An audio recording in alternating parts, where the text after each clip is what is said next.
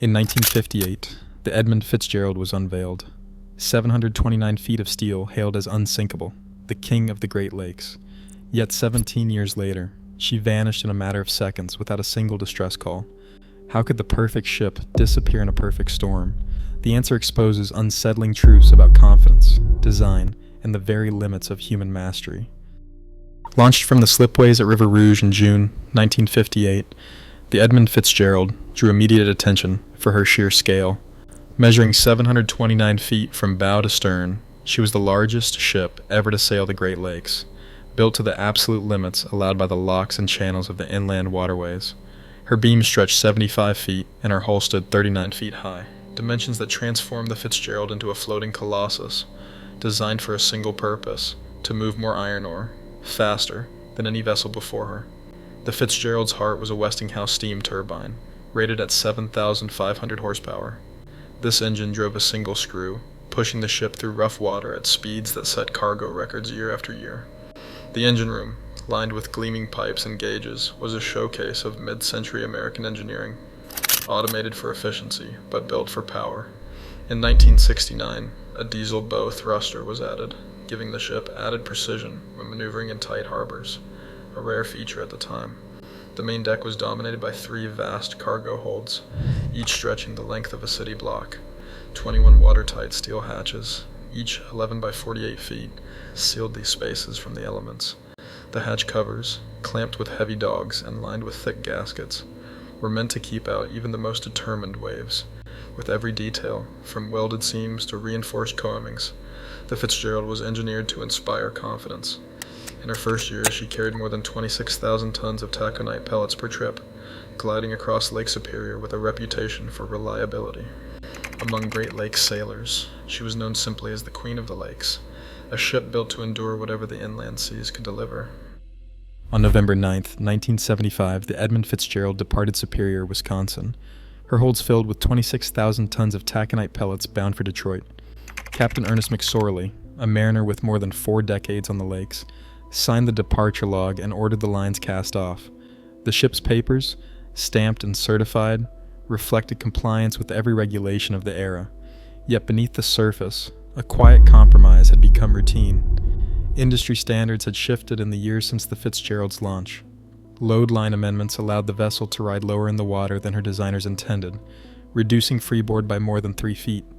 On this voyage, the Fitzgerald's main deck sat just over 11 feet above the waterline, well within legal limits, but far closer to the reach of any breaking wave. The additional cargo meant greater profit and efficiency, but also left the hull more exposed to the force of Lake Superior's autumn storms. For McSorley and his crew, the Fitzgerald's reputation as a strong, reliable ship was more than a matter of pride.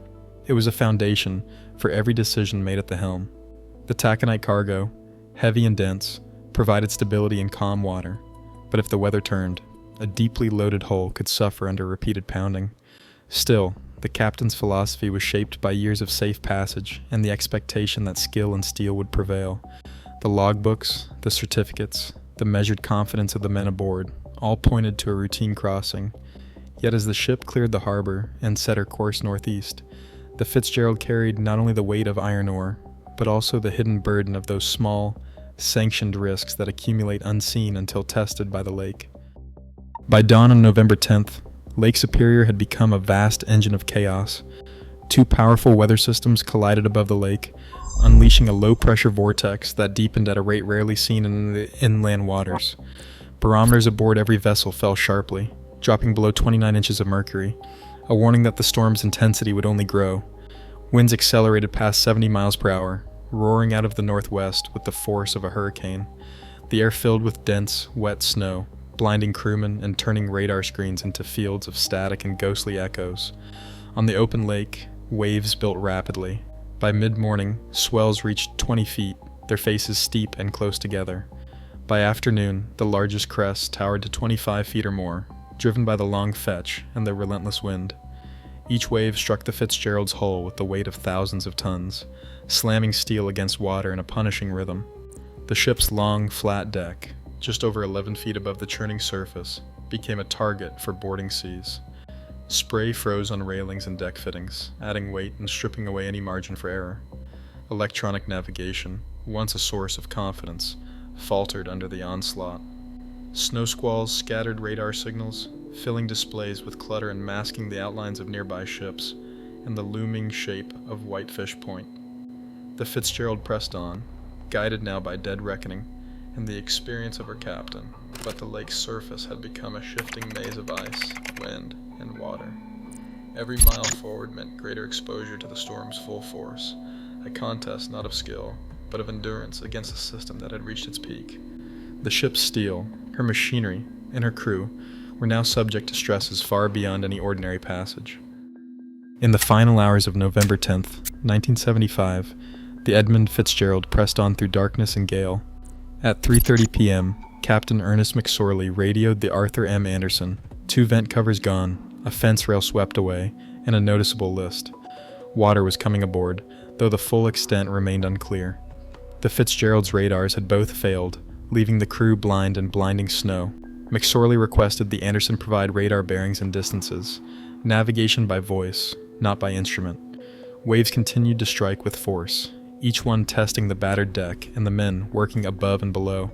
The Fitzgerald's pumps worked to keep up with the water, but the captain never reported them overwhelmed. Instead, his words remained measured, almost routine. "We are taking on water," he said, "and have a bad list." The Anderson's logs record these transmissions, the handwriting steady even as the storm worsened. Shortly after 7 p.m., the Swedish vessel Ava Force established contact.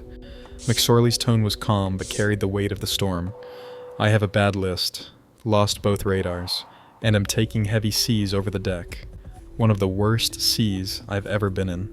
At 7:10 p.m., the Anderson's radio operator checked in. "Fitzgerald, how are you making out with your problems?" McSorley's reply came without hesitation. "We are holding our own." These were the last words anyone heard from the Edmund Fitzgerald. Moments later, her radar echo vanished. No distress call followed. Silence closed over the lake, leaving only the record of calm voices and the storm's relentless noise. 2 explanations have dominated the investigation into the Fitzgerald's loss. The first centers on the ship's cargo hatches, 21 steel covers, each meant to keep water from flooding the holds.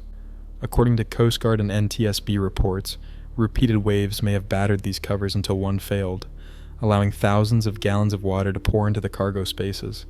Engineers point to the reduced freeboard, just over 11 feet above the waterline, as a factor that left the deck exposed to boarding seas, increasing the strain on hatch seals and clamps. Sonar images later showed some hatch covers ajar on the wreck, but the exact sequence of failure remains uncertain. A second theory suggests a structural fracture in the hull itself. Finite element studies and underwater surveys indicate the Fitzgerald's long, shallow design, combined with heavy loading, could have made her vulnerable to breaking under the force of steep, closely spaced waves. The wreck, discovered in 2 large sections at a depth of 530 feet, supports the idea of a sudden, catastrophic event. Naval architects continue to study both scenarios, knowing that the true cause may never be fully resolved, but the evidence has driven lasting changes in ship design and safety on the Great Lakes. The bell of the Edmund Fitzgerald, silent for 2 decades beneath Lake Superior, was raised to the surface in 1995. Families of the lost crew gathered at Whitefish Point, watching as the bell, polished and inscribed with the names of all 29 men, became a new anchor for memory. Each November, the bell rings once for every life lost, a ritual that bridges the distance between the lake's cold depths and the warmth of those left behind. The annual reading of names and the echo of the bell have turned tragedy into tradition, ensuring the Fitzgerald story is not only one of loss, but of ongoing remembrance.